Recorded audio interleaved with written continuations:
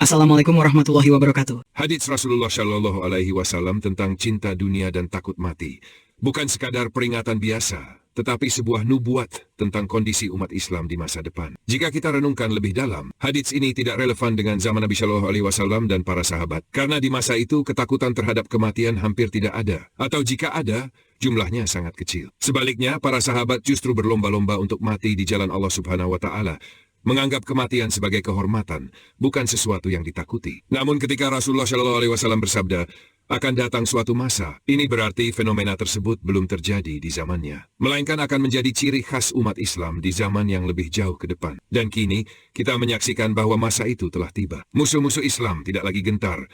Mereka tahu kelemahan umat ini, dan mereka tidak lagi memiliki rasa takut terhadap kita. Baik dengan cara halus, melalui budaya, ekonomi, politik, maupun dengan cara kasar, perang, penjajahan, dan penindasan langsung, umat Islam terus dilemahkan. Bagaimana mungkin umat Islam yang dulu begitu kuat dan disegani, kini menjadi buih di lautan? Bagaimana kita bisa mengembalikan izzah kemuliaan yang dulu dimiliki para sahabat? Mari kita lihat. Bagaimana keberanian para sahabat di zaman Nabi Shallallahu Alaihi Wasallam.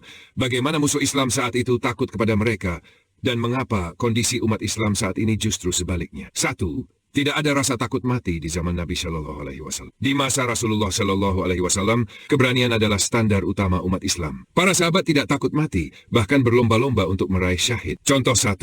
Perang Badar, 313 melawan 1000, tetapi tidak ada yang mundur. Saat perang pertama dalam Islam ini, jumlah pasukan Muslim sangat kecil dibandingkan pasukan Quraisy. Namun tidak ada yang mundur. Rasulullah Shallallahu Alaihi Wasallam bahkan harus menenangkan para sahabat karena mereka terlalu bersemangat untuk bertarung. Para sahabat tahu bahwa jika mereka mati, surga menanti mereka. Contoh 2, Amr bin Jamuh, sahabat yang pincang di perang Uhud. Ia memiliki cacat fisik dan awalnya dilarang berperang. Namun dia berkata, aku ingin masuk surga dengan kaki pincang ini. Ia maju ke medan perang dengan semangat jihad, akhirnya gugur sebagai syahid. Contoh 3, Anas bin Nadhar. Di perang Uhud, ketika pasukan Muslim mulai goyah, ia berkata, demi Allah Subhanahu Wa Taala, aku mencium bau surga di balik bukit Uhud. Ia menerjang ke tengah pasukan musuh sendirian. Setelah perang selesai, tubuhnya ditemukan dengan lebih dari 80 luka tebasan pedang dan panah, hingga tidak dikenali kecuali oleh saudara perempuannya. Kesimpulan, di zaman Nabi Shallallahu Alaihi Wasallam, umat Islam tidak takut mati. Musuh Islam pada saat itu sangat takut kepada mereka, karena mereka tahu bahwa Muslim tidak bisa diancam dengan kematian.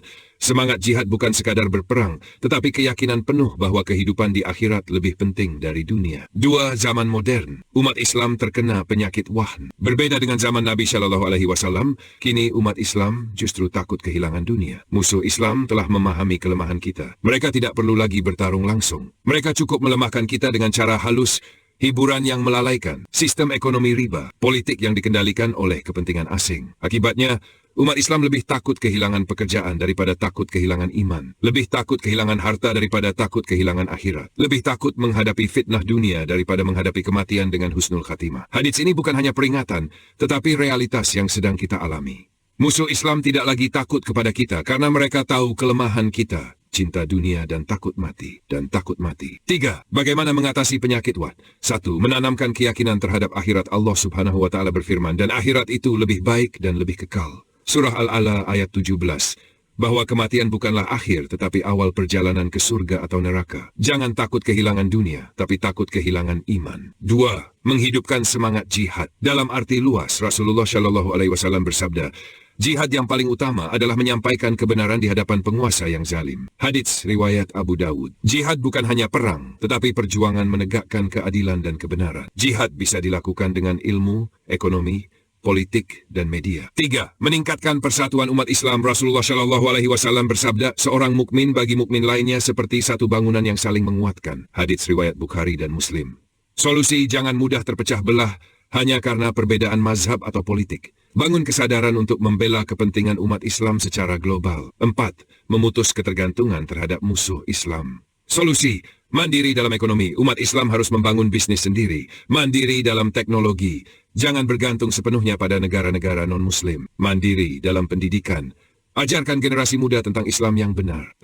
Penutup, kembali kepada kejayaan Islam. Rasulullah Shallallahu Alaihi Wasallam telah mengingatkan kita tentang bahaya penyakit wahn. Kini kita melihat dengan jelas bagaimana peringatan itu menjadi kenyataan. Tugas kita bangkit kembali dari kelemahan ini. Menghidupkan kembali semangat jihad dalam arti yang luas. Menjadi umat yang disegani, bukan hanya dalam jumlah, tetapi dalam kekuatan iman dan intelektual. Kebangkitan umat Islam tidak akan datang dengan jumlah besar, tetapi dengan kualitas keimanan yang kembali seperti zaman Nabi Shallallahu Alaihi Wasallam. Demikian saja dari saya. Semoga apa yang disampaikan dapat membawa manfaat dan menjadi bahan renungan untuk kita semua. Saya mohon maaf atas segala kekurangan atau kekhilafan dalam penyampaian. Wassalamualaikum warahmatullahi wabarakatuh.